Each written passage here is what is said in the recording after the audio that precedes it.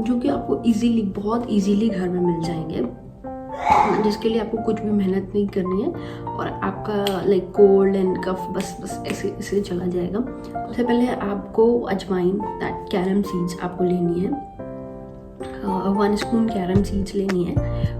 Then pinch of like ginger, pinch of ginger I am saying, ginger जो होती है ना आपको ड्राइनेस देती है, but end of the day it is very helpful in cold and like you can take good.